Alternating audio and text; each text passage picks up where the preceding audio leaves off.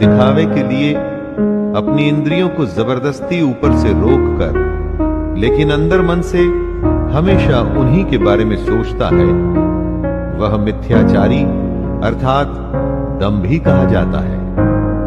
मतलब झूठा और घमंडी।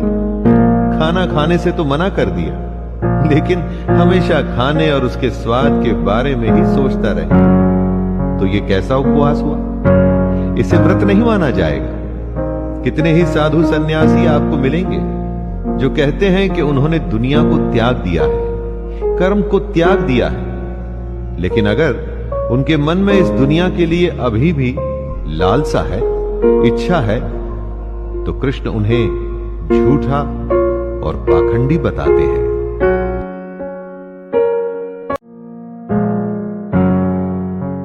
हे अर्जुन, जो पुरुष सच्चे मन से इंद्रियों को कंट्रोल में कर उनसे बिना लगाव लगाए काम करता है, वो ही कर्मयोग का पालन करता है, वही श्रेष्ठ है। कृष्ण एक तरह से चेतावनी दे रहे हैं कि इंद्रियों को वश में तो करना ही है, परंतु साथ ही साथ मन का उन इंद्रियों से किसी भी विषय से लगाव नहीं होना चाहिए। उसे ही कर्म योग माना जाएगा। जब इंद्रियां वश में होती हैं, तो आप कुछ भी करने में संभव होते हैं। किसी भी तरह की कोई बाधा, डिस्टरबेंस आपको आपके काम से रोक नहीं सकती। और अगर आप इंद्रियों के वश में हैं, तो चाहे वो स्वादिष्ट खाने की महक ही क्यों ना हो, कोई रूपसी नारी ही क्यों ना हो, आसपास का शोर ही क्यों ना हो, छोटी या बड़ी हर बाधा आपको आपका काम करने से रोकेगी।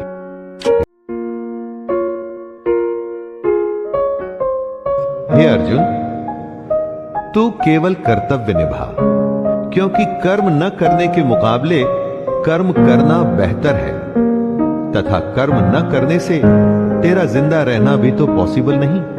अर्थात तू शस्त्र उठा और युद्ध कर, अपना कर्म कर, क्योंकि ये कर्म न करने से कहीं अच्छा है। कहने का अर्थ है कि कर्म तो बहुत सारे हैं, लेकिन उसमें से एक चुना हुआ है। उस चुने हुए को ही निर्धारित कर्म कहते हैं।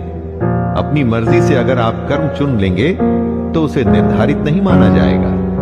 आपको अपना कर्तव्य समझकर अपना कर्म चुनना होगा, अथवा जो कर्म आपको मिला है उसे अपना कर्तव्य समझकर निभाना होगा।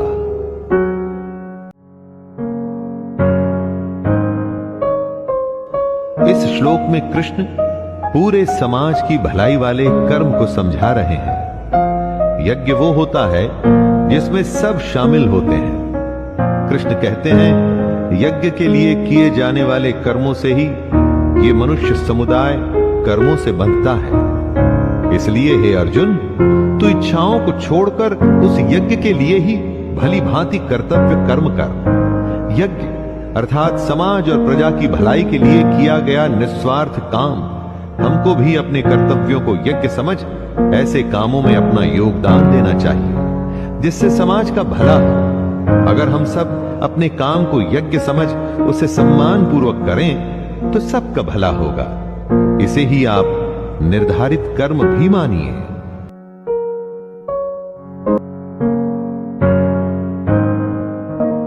प्रजापति ब्रह्मा ने इस दुनिया की शुरुआत में यज्ञ को रचकर अपनी जनता से कहा कि तुम लोग इस यज्ञ द्वारा वृद्धि को प्राप्त हो, और यह यज्ञ तुम लोगों को इच्छित भोग प्रदान करेगा। घरों में जो यज्ञ किए जाते हैं, उन्हें एक धार्मिक कर्म कांड न समझकर उसकी इंपॉर्टेंस समझनी चाहिए।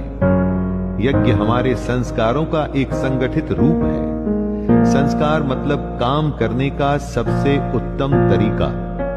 यज्ञ से हम हर विधि को, संस्कार को एकदम उचित तरीके से पूरा कर अपने कर्म को शुरू करते हैं। यज्ञ एक तरीके से हमें रास्ता दिखाता है। अगर आगे भी संस्कारों का पालन होगा, तो ध्येय अर्थात गोल, हमारा एम जरूर पूरा होगा।